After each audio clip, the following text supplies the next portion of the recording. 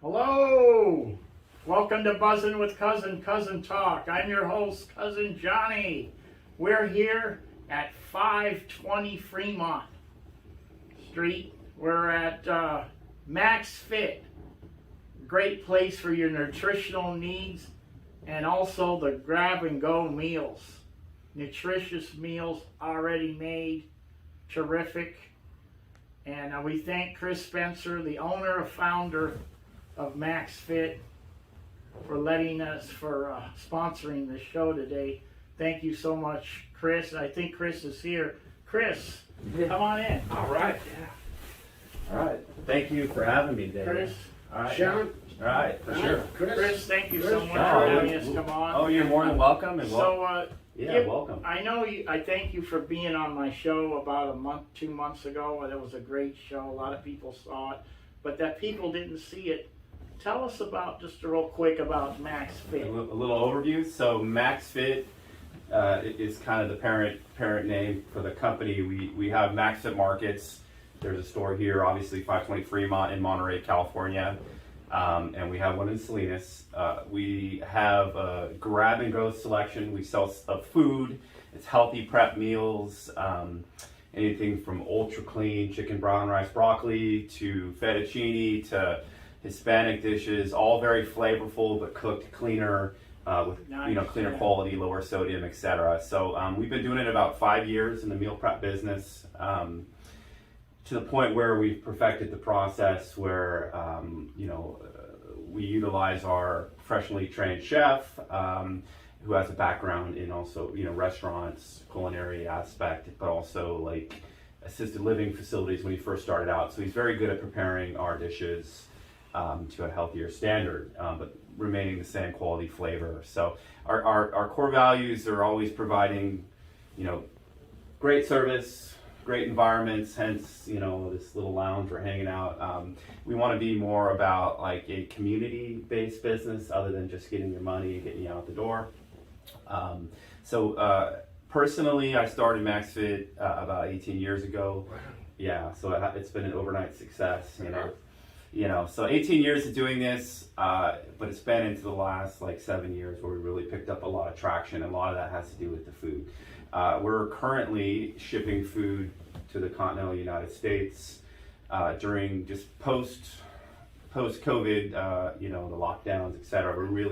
We're in an interesting spot like most businesses in this country. Previous to COVID, the timing was kind of a perfect storm. We had started a brand new website and we're kind of prepping to start going after like a national clientele. COVID really accelerated that. So we were actually turned it into a blessing for us personally. Obviously there was a lot of heartache and suffering we acknowledge in the country. But during COVID, we've started to ship food nationally, even work with Johnny's famous daughter as well, who is a great asset to not only the community here. She loves it. But no, it's been kind of a really cool experience to really sit back and reflect about our business during COVID and actually invested heavily into packaging machine and rebranded a lot of our meals, and now we've extended the life from five days max to 10 to 12 days. 12 days. That's impressive. Yeah, in the process we've also reduced the carbon footprint on the meals. Wow. Where we're not going down to the restaurant supply, kind of like the to-go containers. We have rather large expensive purchase, but there's no top part. It's a shrink wrap with cellophane, and then the bottom part is like 25% less plastic than the previous one. So deleted the top, have less on the bottom. So our carbon footprint, as we scale, is also this is a big priority. You're thinking. Yeah. So we're trying to cover all angles. So far this year, we're projecting to sell about 180,000 meals, both locally. Wow, 180,000 meals. Every month it's kind of not decreasing. Typically, there's trends in health and fitness, and towards summer, and you get a nice little spike, and things kind of trail off. And we haven't been trailing off. We've just been scaling up. So who knows? It could be 200,000 at this point. I've had them and I love them. Yeah. And I just want the listeners out there to know that you don't have to be a fitness fanatic or whatever. Anybody could come in, Sure. grab one of these meals. You got tri-tip, you got chicken, you got salmon. You know, you're on your way home and you know, you can't make it to the store. Come in, grab a meal at Maxfit. Yeah, and that's our thing. We were really early on. It was in the inception of the business. It was more. I was at the gym 6 days a week, Yeah. deadlifting. I met Johnny through a store, and he was. I was actually living in Santa Cruz. He's a local Monterey legend, and had a Yes. book and Yeah. dumbbell workouts with Johnny, and I actually bought the book. And you know, and as I've created, you know, a life beyond that, and still fitness is still very Yeah. important. But my wife and I have 2 young children, and we're doing soccer practice and a lot of things, time commitments. So the store has evolved, and like I want people to know, I'm sure you can attest to it. It's probably not what you think, right? Absolutely. It's Right. not intimidating. Where at least we Right. try really No, hard it's to do. not. No. So anyone from a grandmother of 20 kids to a fitness guy or gal, anyone in between is welcome, and we go out of our way to make it a smooth, comfortable, unique environment that's non-intimidating. You can come easily, get in and out, grab your food for the And day. then you've created a little lounge, Yeah, the lounge, or Spencer's Lounge. right, that's a whole different This podcast. is amazing. Yeah. Spencer's I Lounge. mean, this is a good place to relax. Or hide. Yeah, hi. But Exactly. what I was So- going to go back to this Maxfit meals is that someone can get like 10 days worth of meals. Sure. You've got a lot of life, Yeah. 10 days of Sure. life, and you can eat for a whole week. Sure. Healthy meals, just grab one and heat it up. And Yeah, you're and ready to roll. the demographic we kind of fall into now is, you know, a lot of people are buying food for their parents that traditionally would go down, and like my father, when he passed, he had lean cuisines and very high sodium processed stuff where, you know, the beauty of this package machine that we purchased, it gets, you know, you're not going to get 6 months out of a meal, but you're going to get 10 days. But we're not using preservatives to get those 10 days. It's just the sealing and, you know, elimination or deletion of the oxygen in there as much as possible so bacteria doesn't grow. There is obviously a lesser time than, like I said, something you find at, you know, Safeway or whatever store. But, you know, so a lot of people are buying food for their parents because it's not just brown rice and chicken and Right. broccoli. The food is very flavorful in our opinion, so we work hard on that. That's great. Yeah. Well, Chris, we thank you for hosting Yeah, this for event. sure. And Yeah. thank you. I'll and, jump off here, but I'm going to go sit, and I'm excited to hear about Tony. Chris, here's a book for you. Oh, thank you so much. You'll read all about New York. Your Is wife that- will enjoy it. Oh. That's me at 18. Wow. But you Even though I look like I'm you gotta 12. hear- Not much change. You gotta, No. you gotta hear the story. As you can tell, people, the viewers can't see, but I have the New York skyline on the Oh, we windows. love it. All my wife's ancestors that came from Sicily, and they landed in That's New why I York. brought this up to And you. yeah, so I'm gonna jump off and It's I'll okay. It's a New York story. Thank you All so right. much. Thank you, Chris, for Thank having you for the us. book. Thank you. You're welcome. Okay. Thank you, Chris Spencer. Okay. And now I'd like to introduce our guest.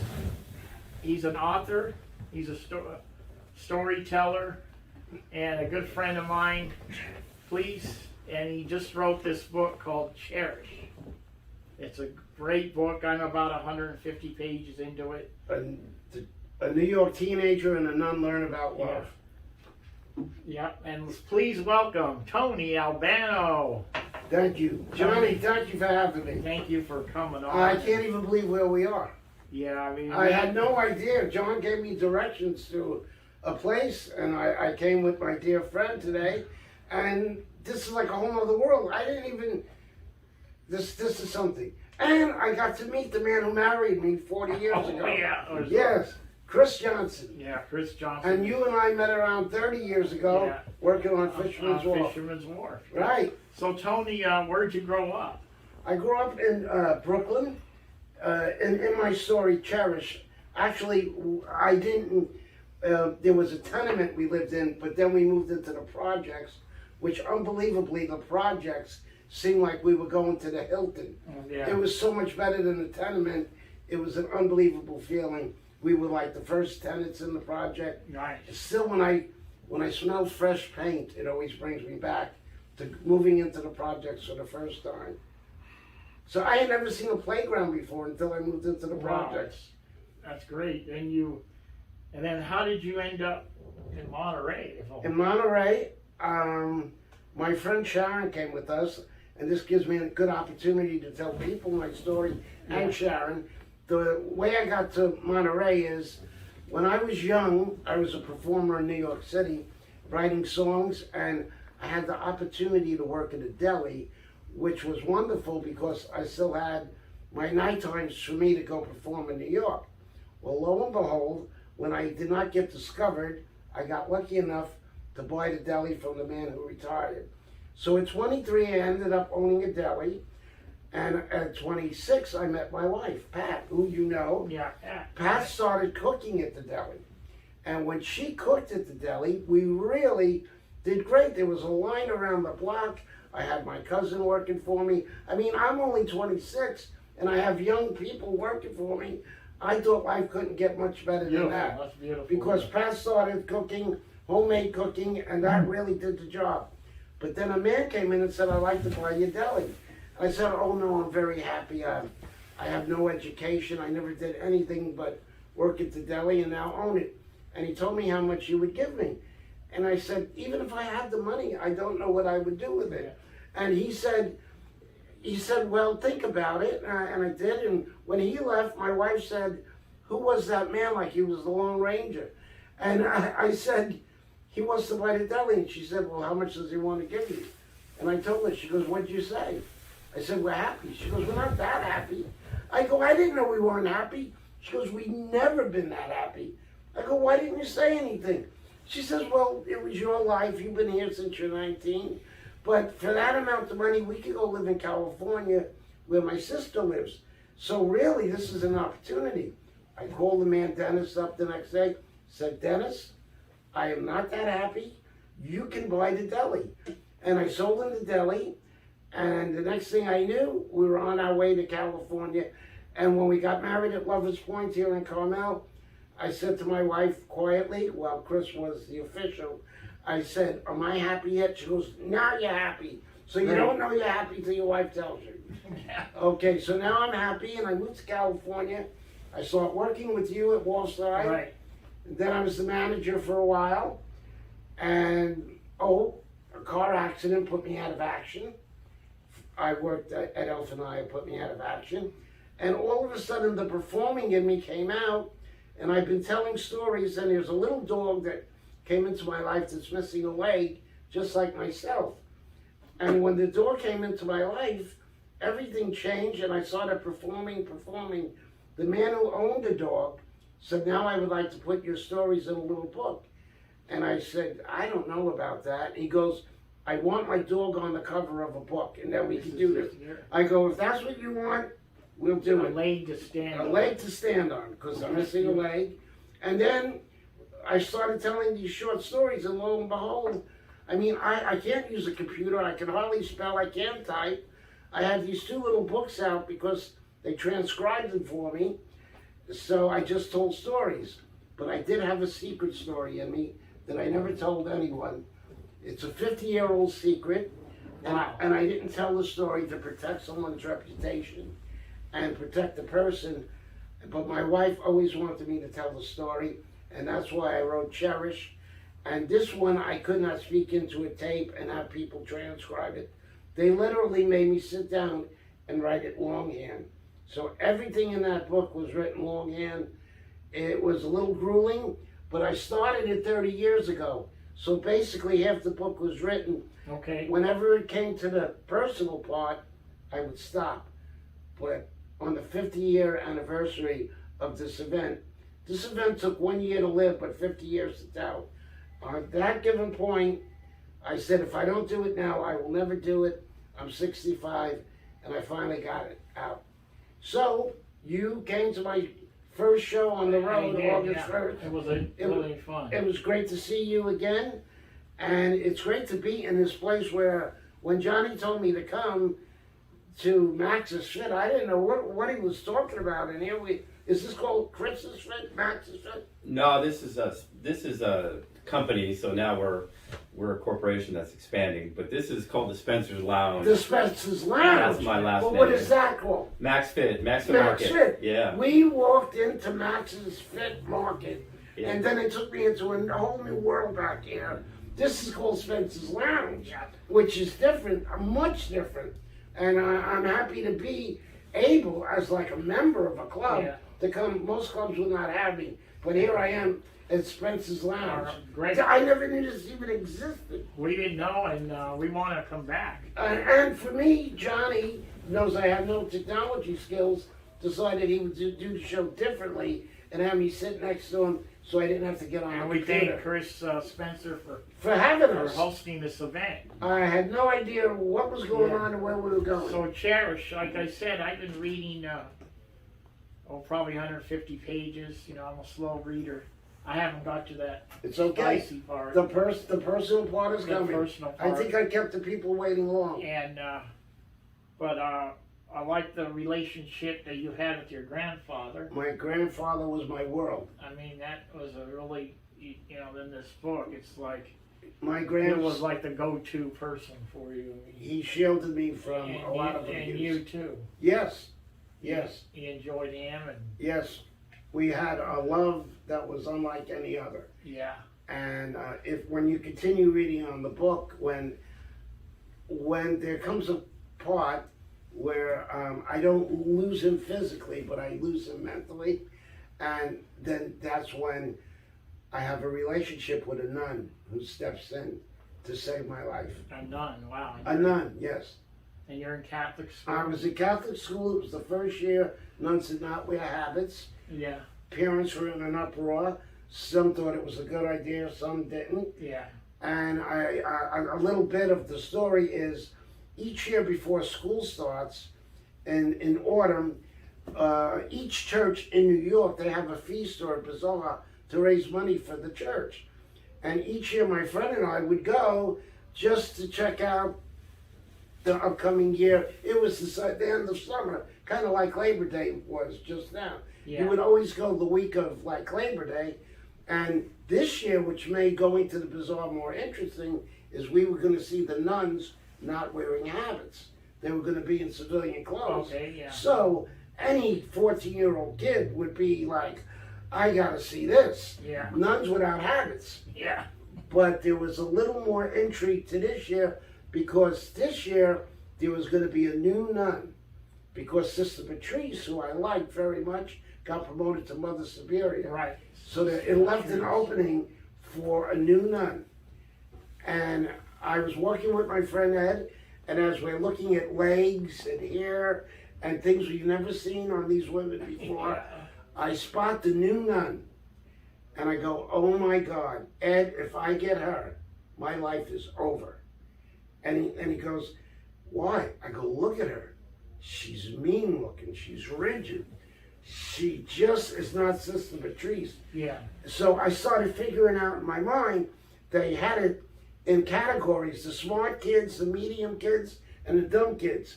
Ed was in the smart class. I was in the dumb class.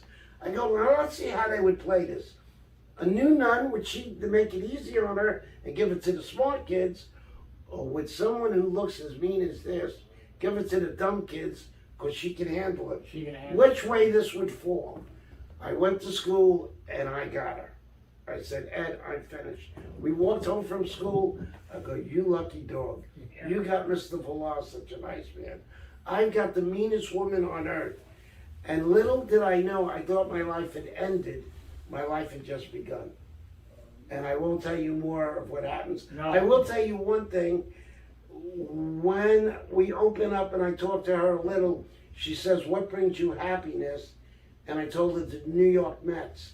She goes, the Mets, they lose every day. Yeah. I go, well, that's why I love them. They need me. Yeah. She liked the Yankees. I go, they're easy to like. Yeah. They win every day. She goes, well, if that brings you happiness, how's about when springtime rolls around, we start going to baseball games? I said, you're on. And that starts the relationship. And you guys went to a Mets game. More than a Mets game. we didn't want to go to a Mets Are you game. still a fan now? No, I've lost interest in baseball over the years. Oh, you did? But back then, I could have lived at Chase Stadium if they would have let me. On your book, it was Yes. your grandfather is a big Mets fan. Well, my whole family was Yeah. big baseball fans. On my father's side, my grandfather was voted baseball's #1 fan in New York, 1936. It's in the New York Times. I put a copy of that article about, and we have the same name, which makes it interesting. It'll say either Anthony Albano or Tony And Albano. then they won the World Series, the Amazing The Amazing Mets. That must have been But when crazy. I met the nun, and she was making fun of my Mets, we didn't know they were gonna. I felt they were Yeah. gonna go all the way, but she had her doubts. And then we go through, like I said, a year to live, but 50 years to tell. Yeah, And this is me. In my life, I was telling Chris here of Chris Spencer's Lounge that in New York, my father had 10 brothers.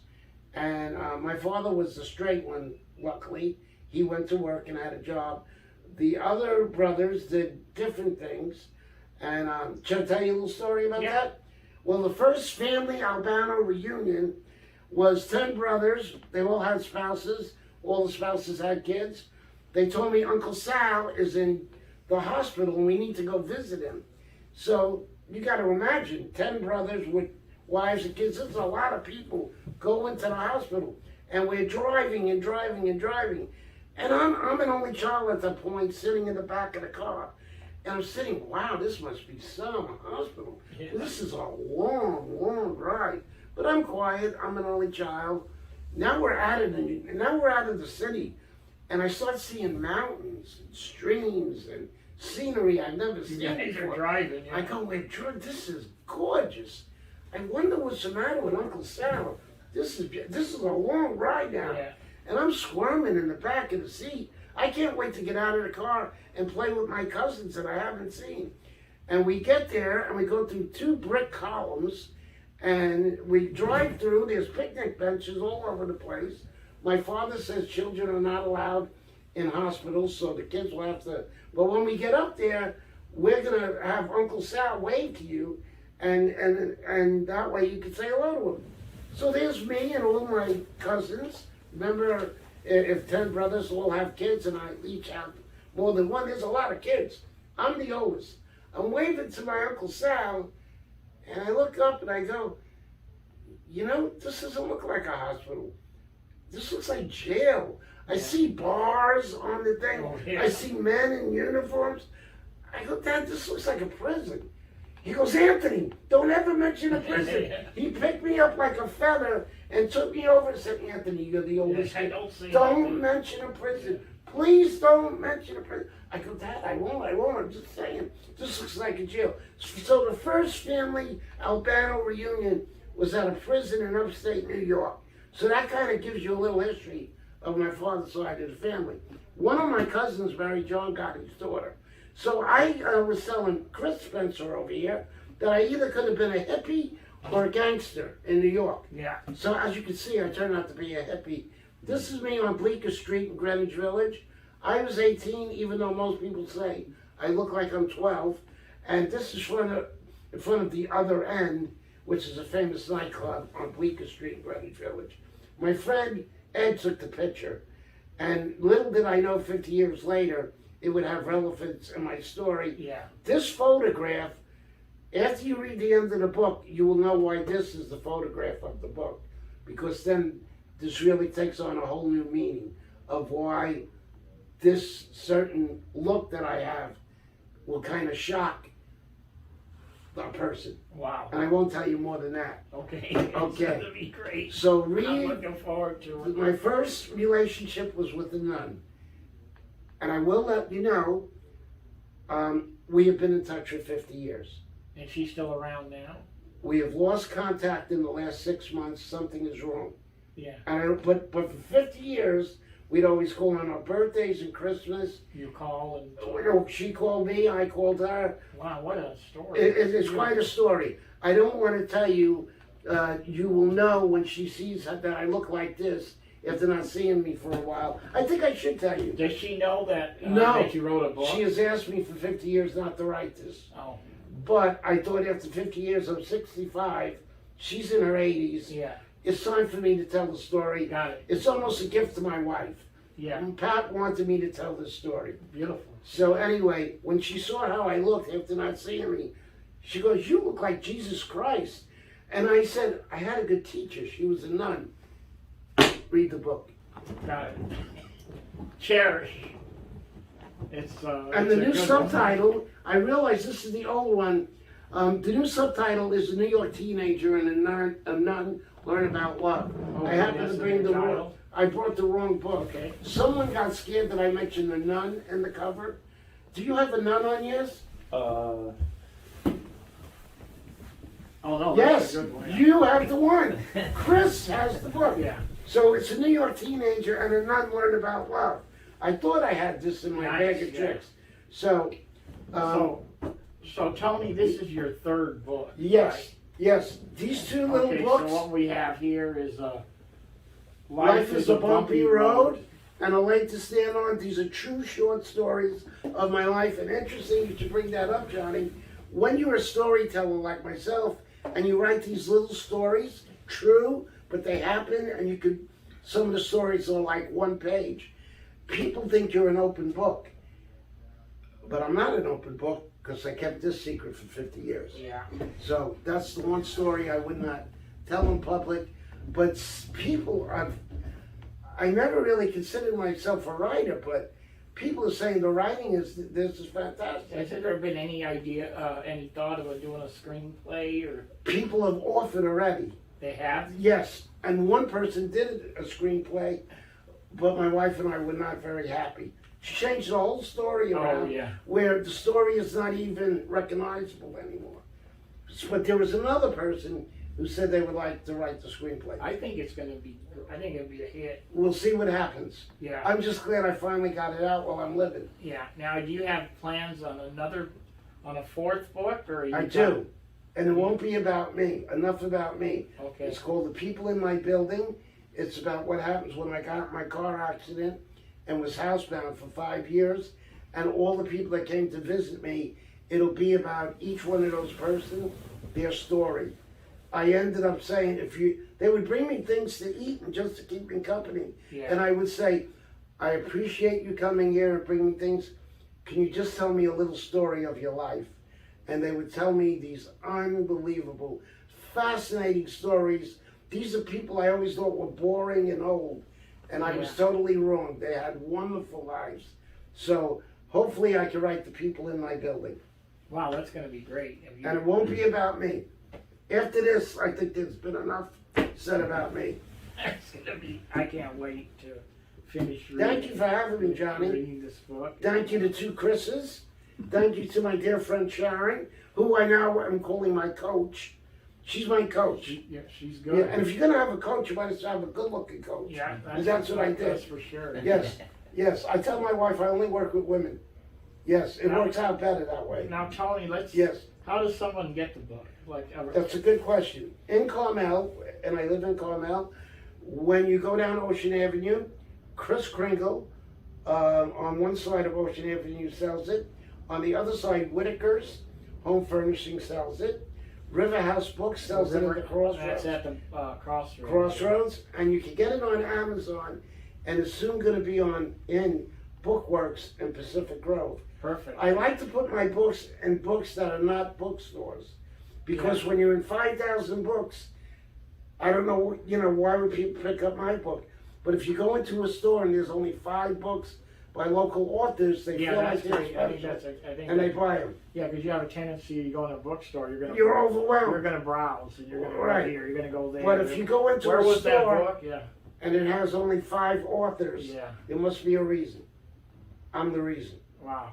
And then Tony, I remember you and when we worked together. Yes. You're one of the best front men around when you were at Waterside Restaurant, I did love which it. is now the Crab House. Yes. Then you worked at El Fornillo. Alphanile. You were the main guy in the front, Right. shaking hands, and That's what I like to do. for All I do is talk.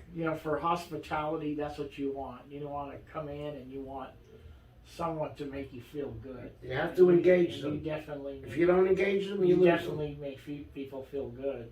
Thank you, Johnny. I you've can't believe we're reunited. been reunited. I Yes. don't know. Just time flew by, and I Yes. don't know. You went one way, I went Exactly. the other way.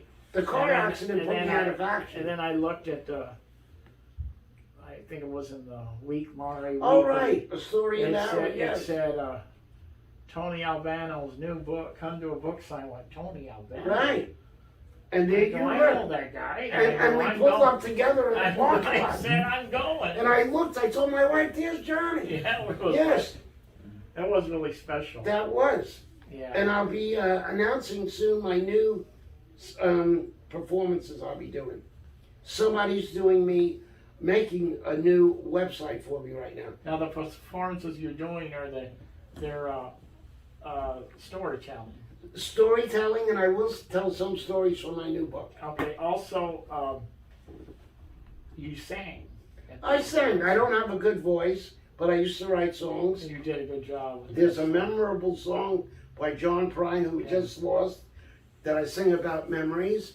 And then at the end, there's a song I sing that I wrote when I was a teenager. But I can't sing, but I still sang anyway. Now that John Prine song, Yes. when I was at the book sign, Yeah. was called Souvenirs. Souvenirs. Can't be bought. And I remember at when we worked together, Yeah. there was I think when I was getting married, I'm not married now, but when Yes. I got married, you gave me a silver dollar. Yes, a silver dollar, right. And I still have And you that, still have it. the silver dollar, and every time I'm going through stuff, Yeah. I look at it, and I remember that Tony Albano gave Yep, that to me. That's the one, Johnny. And then you sang that song, Souvenirs. Yep. You gave me a souvenir. That's right. Yeah. They can't be Yeah. bought and won at carnivals for free. It took me years to get my souvenirs, and I don't know how they slipped away from me. Yeah. There we go. Tony, I really appreciate you coming on and sharing your life. Well, thank you With for us. having me. This has been wonderful. And- I feel so relaxed here. This is not like your normal interview Yeah. where I get all stressed out and everything. I'm good. I'm overweight. This covers that. Once that's covered, I'm free. And here I am in this beautiful lounge that I didn't know existed. This is I love it here. this is really great. I'm coming back next week I to do another can't interview. wait to come You're welcome back. anytime. And we really thank Chris Spencer for sponsoring this show, Thank you. taking us into his place, Spencer Lounge, which is actually behind the store, and I guess he uses it for special events or Like this. And you're anyone's welcome anytime. anybody's welcome. You know, there's people who anytime. come do work, I'm read a thinking if book. there's any, This is wonderful. It's left wide open. It's underutilized, so if anybody Yeah. wants a meeting or Yes. you Some- know like meet a 12 friend people for lunch, whatever. This is Yeah. a perfect Yeah. place. hang out. It's not the usual craziness going on. No, I mean this around is really you. relaxing, so I'm enjoying it, and I want to stay all day. Yes, But yes. Tony, appreciate you coming on and Thank you, John. buzzing with cousin. Buzzing because And, we're back together I again. love you, brother. I love you after 30 Okay, years. thank you everybody, and This was wonderful. thanks for everybody for tuning in. Thank you, Chris Spencer. Thank you, Tony Albano, Sharon for helping out, Chris Johnson for helping out, Who married me? who married him like 40 years ago. And go out and get this book, Cherish, You won't be. fi- You won't and be find let out down. and find out what happens when a teenager and a nun get together. Yes. Thank you so much, and we'll see everybody next week. And everybody take care, and make sure you tip your server. Yeah. Bye. Very good. Thank you.